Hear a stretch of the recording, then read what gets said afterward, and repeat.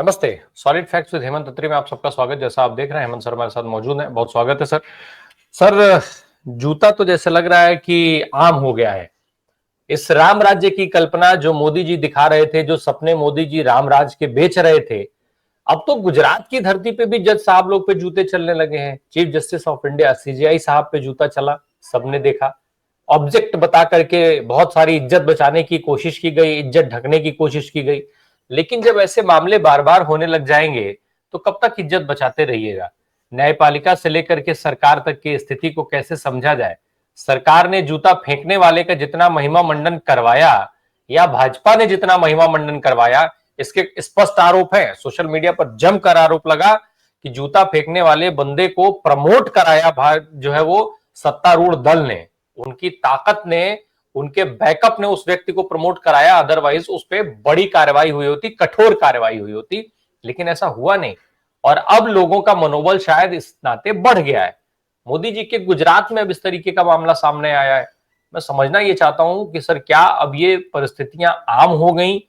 अब ये अक्सर नजारे ऐसे देखने को मिलेंगे? क्योंकि आज सत्ता में बैठा सत्ताधारी दल ऐसे लोगों का हिमायती है, प्रशंसक है, उनकी विचारधारा से जुड़ा हुआ मानता है।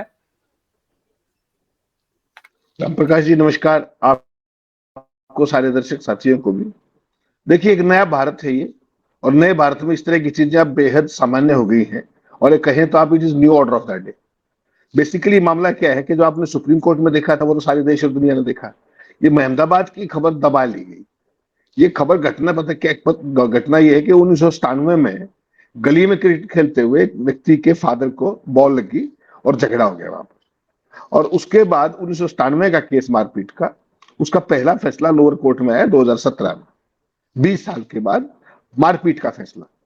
तो जब वो उसमें चारों के चारों जो अभियुक्त थे वो बरी हो गए, तो जो पीड़ित पक्ष था वो रिवीजन में गया अपने डिस्ट्रिक्ट कोर्ट के अंदर। और डिस्ट्रिक्ट कोर्ट ने भी कल उन चारों को दोबारा से बरी कर दिया, यानी कि जो लोअर कोर्ट थी उसका फैसला बहाल रख लिया। बहाल करते ही वो सारे आरोपी बरी हो गए उस तरीके से। और उसके बाद उस व्यक्ति ने, अपने एडिशनल जज थे एमपी पुरोहित, उनके ऊपर जूते फेंकने शुरू कर दिए। तो अब सवाल यह है कि जब देश के सीजीआई पर जूता फेंकने वाला व्यक्ति, मतलब सजा पाने की बजाय महिमा मंडित हो सकता है, सनातन का रक्षक हो सकता है, तो क्या ये एक नया रास्ता नहीं चल पड़ेगा? ये लकीर नहीं खींच दी आपने नहीं कि इस तरह का जो भी आदमी कानून हाथ में लेगा उसका कुछ नहीं बिगड़ने वाला है। और जो काम जस्टिस गवई ने किया था, वही जो जज है, एडिशनल प्रिंसिपल जज मिस्टर पुरोहित, उन्होंने भी वही किया। जब पुलिस ने उसको अरेस्ट किया जूता फेंकने वाले को, तो उन्होंने कहा नहीं, इसको छोड़ दीजिए। तो ये जो चीज है के लिए, पहली बात तो ये कि आपको देखना पड़ेगा इन दोनों घटनाओं में सिमिलरिटी भी है और बहुत ज्यादा अंतर भी है। तो राम प्रकाश जी, इन दोनों का मूल देखिए क्या है। दिल्ली सुप्रीम कोर्ट के अंदर जिस व्यक्ति ने हरकत की थी वो लॉ का प्रैक्टिशनर था, खुद वकील था, और उसने दावा किया मैं गोल्ड मेडलिस्ट हूं, मैं ये हूं, मैं वो हूं। और वो सनातन का रक्षक तो था ही। और सनातन कौन सा है वो आप समझते हैं। तो उस व्यक्ति की परिस्थितियां और थी। 71 साल का आदमी जो कहता है मैं गोल्ड मेडलिस्ट हूं, जो लॉ का ज्ञाता है, वो देश के सीजीआई पर इस तरीके की चीज करने की कोशिश करता है, जूता फेंकने की। हालांकि आपने बिल्कुल ठीक कहा, ऑब्जेक्ट बता करके चीजों को डाइल्यूट करने की कोशिश की गई ताकि भद कम पिटे। लेकिन भद जो पिटनी थी वो तो भद पिट गई। और जिस तरीके से भारतीय जनता पार्टी, पूरे राइट विंग का जो योगदान रहा उस पूरे मामले में, आप सोचिए सीजीआई के ऊपर जूता फेंकने की कोशिश हो और व्यक्ति का बाल बीमा का ना हो, तो इससे आप क्या साबित करना चाह रहे हैं?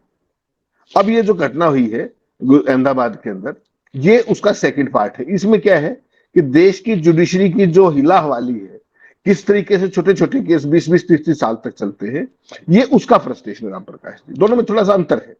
वो सनातन का रक्षक था, उसको अपने नंबर बनाने थे किसी एक पर्टिकुलर उसमें, हो सकता है उसको एक पूरा नैरेटिव बदलवाना हो किसी घटनाक्रम का। यू नेवर नो जिस तरीके का ये इकोसिस्टम काम करता है, मैं और आप इसको कभी समझ भी नहीं सकते। अगर उसको पकड़ के और उसकी जरा हजामत होती, पुलिस उसकी जांच करती, तो समझ में आता है कि उस व्यक्ति के पीछे असली मंशा क्या थी, लोग कौन थे, या वो खुद इतना बड़ा रक्षक हो गया था, इतनी बड़ी हिमाकत कर ली कि उसने सीजीआई गवई साहब पर जूता फेंकने की कोशिश कर दी। वो अलग केस था। और इस केस के अंदर एक व्यक्ति जिसके फादर के ऊपर हमला हुआ, चोट लगी, इसमें और सनातन वो, का कोई संबंध तो नहीं है? इस केस में भी सनातन से कोई संबंध है क्या? नहीं राम प्रकाश जी, ये तो बेसिकली एक व्यक्तिगत मामला है। जो व्यक्ति ने जूता फेंका उसके पिताजी पर को बॉल लगी थी गली के अंदर क्रिकेट खेलते टाइम 97 में, और वो सारा केस मारपीट, उसके बाद मारपीट हुई, झगड़ा हुआ। उसका पहला फैसला लोअर कोर्ट में 20 साल में आया, जिसमें चारों अभियुक्तों को बरी कर दिया गया। और जब ये रिवीजन में गए तो जो सेशन जज की कोर्ट थी, एडिशनल सेशन जज की, वहां पर भी चारों को बरी कर दिया। तो आप समझिए, जो व्यक्ति 1997 से 2025 तक, यानी कि 28 साल तक अपने बाप के ऊपर कथित इस तरह की चीज का उसको वो मिलता है, तो उस व्यक्ति की मनोदशा क्या होगी। तो इस केस के अंदर आपको देखना पड़ेगा कि अदालतों का जो कामकाज है, अदालतें जो 28 इस तरह के मामलों में, आप ये बताइए, तो मारपीट का कोई जो केस हुआ है उसका फैसला होने में कितना समय लगना चाहिए? 28 साल।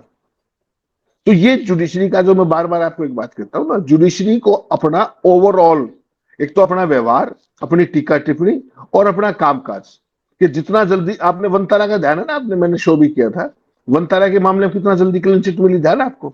1 महीने के अंदर वनतारा की सारी जांच पूरी होगी, सब टेक्निकल चीजें पूरी होगी, एसआईटी बन गई, रिपोर्ट आ गई, शाबाशी मिल गई, छुट्टी। और एक छोटे से मारपीट के केस के अंदर, वनतारा के मामले में आपको पता है, वाइल्ड लाइफ प्रोटेक्शन एक्ट को पढ़ने में महीना लग सकता है, इतनी बड़ी चीज है वो। अपना कुछ एक्ट है, दूसरे देशों का अलग एक्ट है, कहां से कैसे वन्य जीवों को उनकी मोबिलाइजेशन होगी, मूवमेंट होगी, उसको फैसला करने में 1 महीना लगा, आपने देखा। तो हमने तो उस दिन भी ये कहा था कि बहुत अच्छी बात है। देखिए, फैसले पर तो हम टिप्पणी नहीं कर सकते मेरिट पे, लेकिन ये तो कह ही सकते हैं ना कि जितना जल्दी ये फैसला किया, उतना जल्दी आम आदमी को भी न्याय मिल जाए तो अच्छा है। तो एक व्यक्ति अपने पिता के मामले में, मारपीट के केस में 28 साल तक जो सड़कों पे धक्के खा रहा है, कोर्ट में धक्के खा रहा है, और उसको ये मिले, तो नेचुरली उसकी फ्रस्ट्रेशन तो स्वाभाविक है। ये कहते समय मैं और आप ये उस जूता फेंकने की प्रवृत्ति को कभी भी जस्टिफाई नहीं कर रहे, लेकिन अदालतों को जरूर सोचना चाहिए कि 28 साल लगे कैसे, और उसको एड्रेस करने का कोई मैकेनिज्म है या नहीं। और ये अकेली चीज नहीं है, हर केस में आप ये पाएंगे कि आपने, आपको ध्यान होगा, सुप्रीम कोर्ट कितनी बार कह चुका है कि जो एमएलए और एमपीज के करप्शन केसेस हैं, उनको 1 साल के अंदर खत्म कीजिए। कितने साल हो गए उस बात को? कोई पूछने वाला है? तो आज स्टे लग गया, आज तारीख मिल गया, आज फला हो गया, आज ये हो गया, तो न्याय कब मिलेगा? और सुप्रीम कोर्ट के आदेशों का फिर मतलब क्या है? आज की तारीख में जुडिशरी अपने आचार व्यवहार, अपनी टीका टिप्पणियों, उन सारी चीजों के कारण कहीं ना कहीं खुद विवादों के केंद्र में फंसती जा रही है, और उसका जो कामकाज है वो अपने आप में एक, उसमें बड़ा प्रश्न चिन्ह लगता है, और उसके लिए जिम्मेदार कोई और नहीं है। ये हो सकता है जजों की कमी हो और सारी चीज हो, लेकिन वनतारा के मामले में तो फैसला 1 महीने में दिया ना, तो जिसका फैसला चाहे दे सकते। तो इस तरह के छोटे छोटे मामले भी, और आपने देखा कि हमने उस समय भी सर यही कहा था कि न्याय जो है वो आदमी देख करके मिल रहा है, यही बात तब भी हुई थी। नहीं, न्याय तो एग्जैक्टली स्थिति वही है ना कि you show me the man and I show you the rule. आप जाओगे उसी केस के अंदर तो आपको अलग फैसला मिलेगा, मैं गया तो मेरे साथ कुछ और फैसला होगा। आज कोई भी आदमी जो बीजेपी सिस्टम से बाहर का है, जो मेरे आप जैसा सिर्फ जो सवाल पूछता है, वो एक बार इनके अत्याचार जाए समझ में आ जाएगा आपको क्या है। और निशिकांत दुबे जैसा व्यक्ति सरेआम कैमरे पर यह बात कहता है कि इस देश के अंदर जितने भी गृह युद्ध हो रहे हैं उन सब का जिम्मेदार तत्कालीन सीजेआई जस्टिस संजीव खन्ना थे। उसका कुछ नहीं बिगड़ा। कोर्ट के अंदर सनातन के रक्षक ने सीजेआई पर जूता फेंकने की कोशिश की। सीजेआई ने क्या कहा कि I am used to all such things, मैं इसका बुरा नहीं मानता, इनके कागज भी लौटा दीजिए, जूता भी लौटा दीजिए, कागज नहीं कहा। अब जो जज पुरोहित थे अहमदाबाद कोर्ट के, उन्होंने भी यही कहा कि इनको छोड़ दीजिए, पुलिस ने पकड़ा था उसको, कहा छोड़ दीजिए। तो छोड़ने का पकड़ने का सवाल, बात दो चीजें हैं राम प्रकाश जी। एक तो इस मानसिक स्थिति को देखिए आप, पहली बात, और दूसरा ये प्रवृत्ति बड़ी क्यों रही है। एक वो लोग हैं जो इस तरह की हरकत करके सुर्खियों में आते हैं। अगर वो कोई व्यक्ति आरएसएस इसका राइट विंग का व्यक्ति ना होता और सीजेआई के ऑफ कोर्ट में उसने ये हरकत की हो, तो आप कल्पना कर सकते हैं उसके साथ क्या हुआ होता। और अब वो बिल्कुल शान से घूम रहा है, तमाम चैनल उसके इंटरव्यू दिखा रहे हैं। जो वो 71 साल की उम्र तक नहीं कर पाया, वो ओवरनाइट एक बेहूदी हरकत करके, एक जूता फेंक के सीजीआई पे, अब लोग कहते हैं कि दलित सीजीआई फला, मैं इस तरह की चीजों में विश्वास नहीं करता। जो व्यक्ति उस पद पर है, मैं यही मानता हूं कि वो उस पर जाति का, उस सब चीजों के टैग से बचना चाहिए। अगर आपको प्रोग्रेस करनी हो, हर चीज में ये दलित और ये फला, ये सब लाड़िया कोई मतलब नहीं होता। व्यक्ति है, जूता किसी पर भी क्यों फेंका जाना चाहिए? वो पद भी है, वहां पर एक अवमानना का भी एक वो है, प्रावधान है। उस सब के बावजूद वो गतिविधि हुई ना। और कारण क्या है? वही जो मैं आपको बार बार बात करता हूं कि अदालतों को लगातार एक प्रवृत्ति से बचना चाहिए खुद भी, कि वो हर चीज के ऊपर जो टीका टिप्पणियां करते हैं ना, अदालत में बैठ करके, और फिर उसको फैसले में लेके नहीं आते। तो वो मामला भी लगभग वैसा ही था, याद होगा आपको, जिस तरीके से पिटीशन को लेकर के जो बात कही गई थी वो ऑर्डर में नहीं थी, तो अगले को तो वो तो बच गया वहां से निकल के, लेकिन एक प्रेसिडेंट सेट हो गया कि वहां करने के बाद भी आदमी बच सकता है। तो ये बेसिकली सारी चीजें जुडिशरी में है, चाहे वो लोअर कोर्ट हो तो उनको अपनी फंक्शनिंग देखनी चाहिए, सुपीरियर कोर्ट हो तो उनको अपनी टीका टिप्पणियों को देखना चाहिए, और जितना जल्दी हो सके लोगों को न्याय मिलना चाहिए। न्याय के लिए अदालत में कोई जाता है, व्यक्ति कोई शौक के लिए नहीं जाता। तो ये बात भी अदालतों को समझनी पड़ेगी कि जो फॉल्ट लाइन उनकी है उसको वो एड्रेस करे, जो बाकी चीजें हैं उनको सरकार एड्रेस करे। वकील को किसी भी कीमत पर क्यों छोड़ा जाना चाहिए, तो बताइए आप, छुटा ना वो, उसका तो कुछ नहीं बिगड़ा, सीजीआई ने माफ कर दिया था, अथॉरिटीज तो है, हर चीज कैमरे पे थी भाई, लाइव लाइव वो होती है ना सारी की सारी विभिन्न सुप्रीम कोर्ट की हियरिंग्स की, तो उस घटना का लाइव वीडियो था, आप 1 मिनट में सजा कर सकते थे, ओपन एंड शट केस, लेकिन नहीं किया गया क्योंकि वो एक पर्टिकुलर इकोसिस्टम से आता था वो व्यक्ति।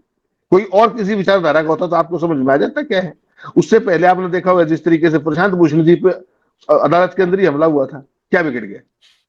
तो ये चीजें अपने आप में कुछ कह रही है ये आपने जो कि गीतांजलि का कार्यक्रम, जो बरवल और रिटर्न वाला जो मामला है ये कितना गंभीर है, क्योंकि अब इस समय हम लगातार पिछले कुछ समय से देख रहे हैं, खास करके जो विपक्षी दल और उनके उनसे जुड़े हुए लोग हैं, उनसे जुड़े हुए जो नेता हैं, राहुल गांधी से लेकर के तमाम लोगों पे जिस तरीके की टिप्पणी जज साहब लोगों ने की है, वो वर्बल इतना हार्श बोलते हैं, इतना कड़ा बोलते हैं।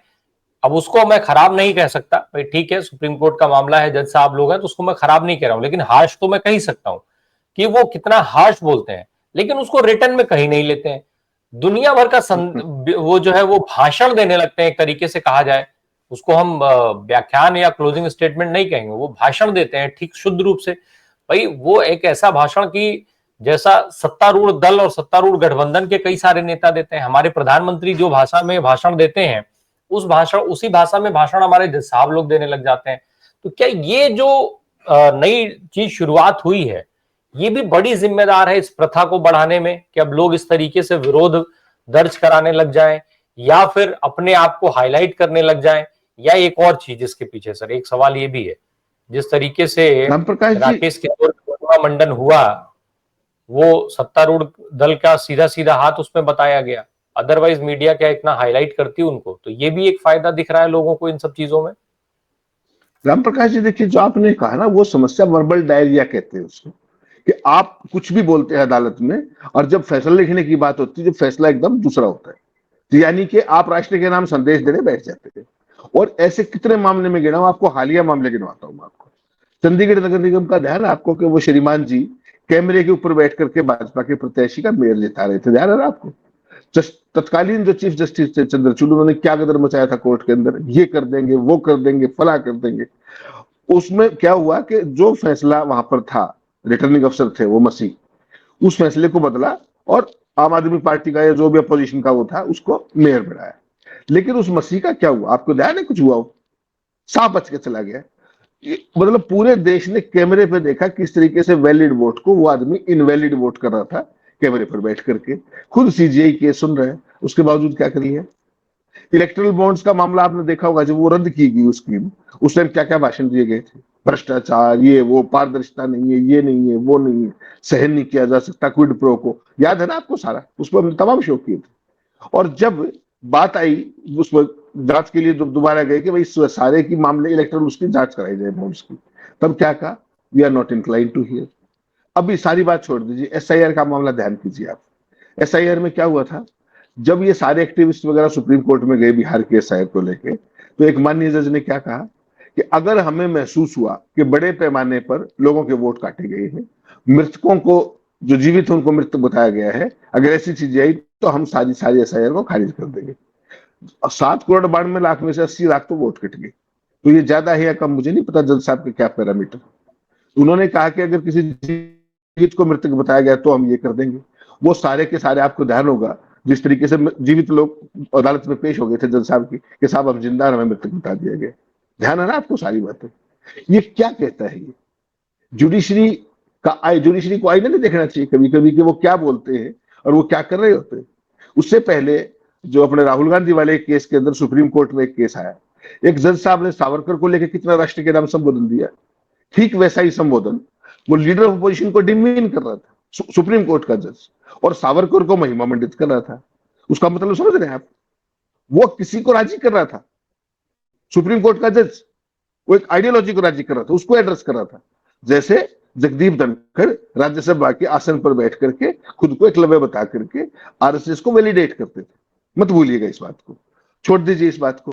इलाहाबाद हाईकोर्ट का जज वीएचपी के कार्यक्रम में जाता है, संविधान की शपथ ले रखी है उस व्यक्ति ने, और वो क्या कहता है कि बहुसंख्यक का रूल चलेगा, जो बहुसंख्यक चाहेगा वो होगा, फिर संविधान की क्या जरूरत है? ये जज कह रहे हैं, ये मैं और आप नहीं कह रहे। उसके बावजूद भी क्या बिगड़ा उसका? पार्टियों के भारतीय जनता पार्टी की प्रवक्ता हाईकोर्ट की जज है। तमिलनाडु के अंदर आपने देखा किस तरीके से सब कुछ पता लगने के बावजूद भी सुप्रीम कोर्ट में हियरिंग से 10 मिनट पहले शपथ दिला दी गई। ये रामप्रकाश जी आइसोलेशन का केस नहीं है, ये सारी चीजों को हमें एक मिला करके सारगर्भित रूप में देखना पड़ेगा। सबसे पहले हमें इश्यूज पहचानने पड़ेंगे कि बीमारी क्या है। बीमारी है सबसे बड़ी कि लोगों को समय पर न्याय नहीं मिलता, और जो पुरानी कहावत है वही है justice delayed is justice denied. तो इस देश में कितनों को अदालतों में न्याय मिलता है सारा देश जानता है। 50-50 साल पुराने, 60-60 70-70 साल पुराने केसेस हैं कि नहीं अदालतों में? उस दिन मैंने आपको ब्रेकअप दिया था पूरे का पूरा।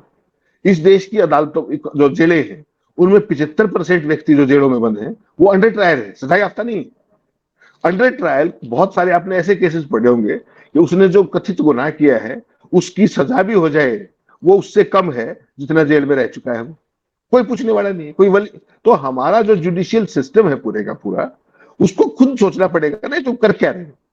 और अगर संख्या कम है, कई मामले तो सर ऐसे हुए कि कन्विक्शन हुआ फाइनल जब, तो सजा उससे ज्यादा ऑलरेडी वो भुगत चुका था, और ऐसे मामलों में कोई कंपनसेशन नहीं, कोई कंपनसेशन नहीं है उसके।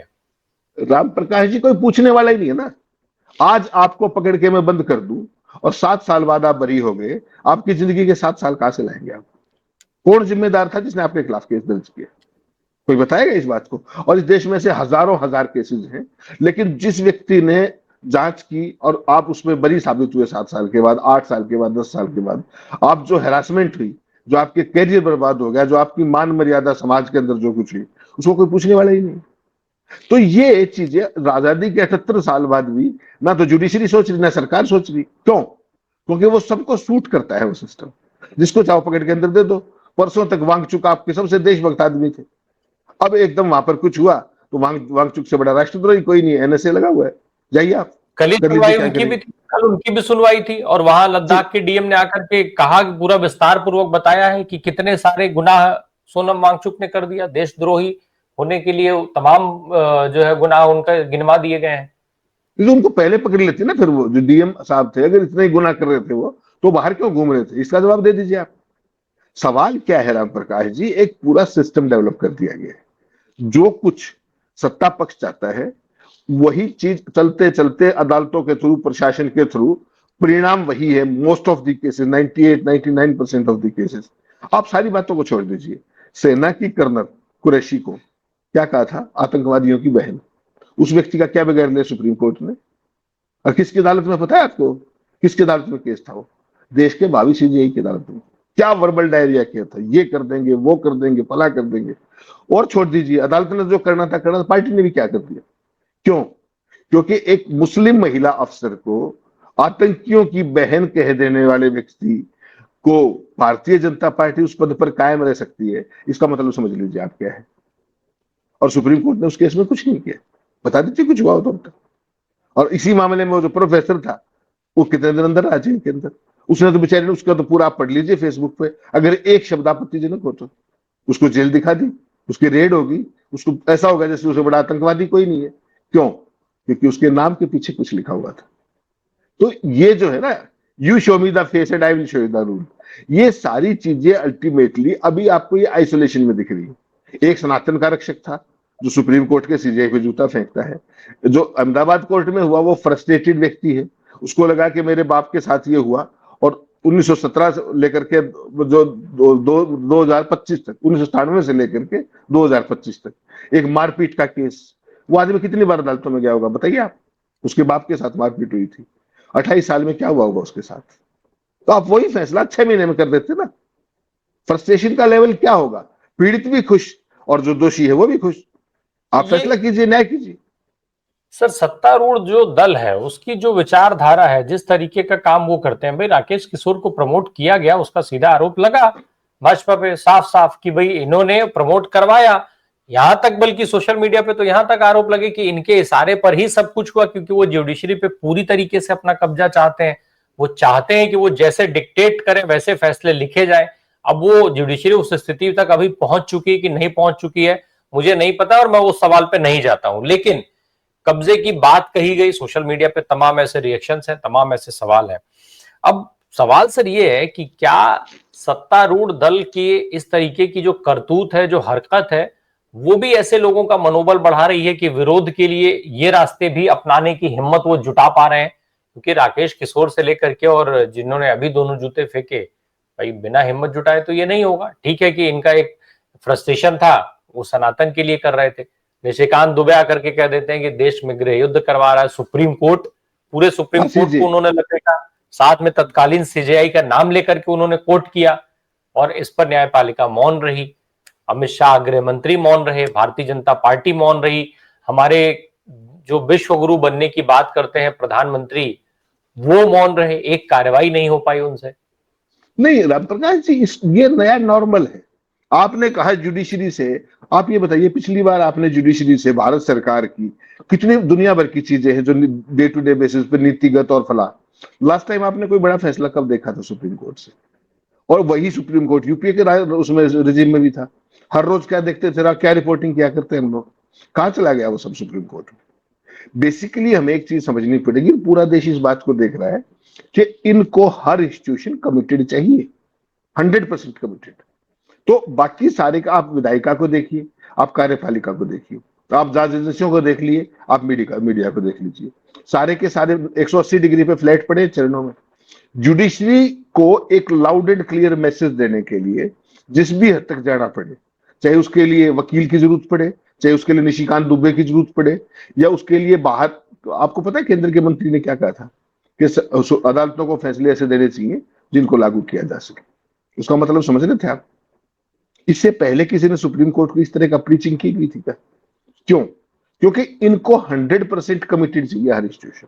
ये बात हम सबको समझनी होगी। और आज की तारीख में आप, हकीकत ये है, हाई कोर्ट्स और सुप्रीम कोर्ट की हालत ये है कि अगर पूरे अदालत की अगर आप बात करेंगे, एक दो जज को अगर छोड़ दें किसी भी उसमें, तो आपको समझ में आ जाएगा हो क्या रहा है। तो वो जो प्रोजेक्ट है कमिटमेंट का, वो 90-95% बहुत भारी मन से हमें कहना पड़ता है कि वो प्रोजेक्ट भी पूरा होने की दिशा में। अब तो ये तो देश को देखना पड़ेगा कि जुडिशरी में किस तरह के लोग आ रहे हैं।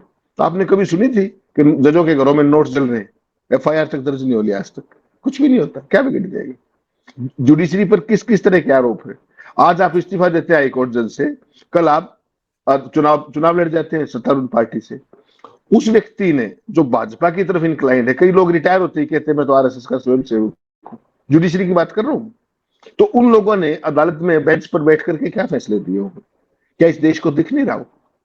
ये देश कब तक चुप रहेगा इस सब चीजों में? सरकार तो आनंद में है, सरकार को तो मजा ये आ रहा है कि उसको कोई चैलेंज करने वाला नहीं। जो चाहती है सरकार, उसको राष्ट्र के नाम संबोधन जजित करते हैं बैठ के बेंच के ऊपर। कर लीजिए, आप क्या करेंगे? ये नया नॉर्मल है, और इसी की परिणति ये है जो आप अपने सामने देख रहे हैं। वही मैं कहता हूं बार बार, ये जो एक न्यायपालिका का किला है, थोड़ा मोटा 19-21 ये बचा हुआ है, इसका एक बार और बराबर करना है। बाकी सारी चीजें स्ट्रीमलाइन हो चुकी हैं। फिर देखिएगा वो होगा जिसकी कल्पना इन्होंने 100 साल पहले की थी, ये उस रास्ते में चले गए। बिल्कुल, अब देश के लोगों को, देश को सोचना है कि हालात कहां तक पहुंच चुके हैं और कितने बदतर हो चुके हैं। आप क्या देख रहे हैं, क्या सुन रहे हैं और क्या आपको मिल रहा है, ये विवेचना आपको खुद करनी होगी। क्योंकि बाकी तो सत्तारूढ़ गठबंधन अपना काम कर ही रहा है, वो तो एक राम राज की स्थापना के नाम पर जूता राज का स्थापना कर ही रहा है। करवाते रहिए, योगदान दीजिए। बहुत बहुत शुक्रिया सर हमसे बात करने के लिए। Thank you so much.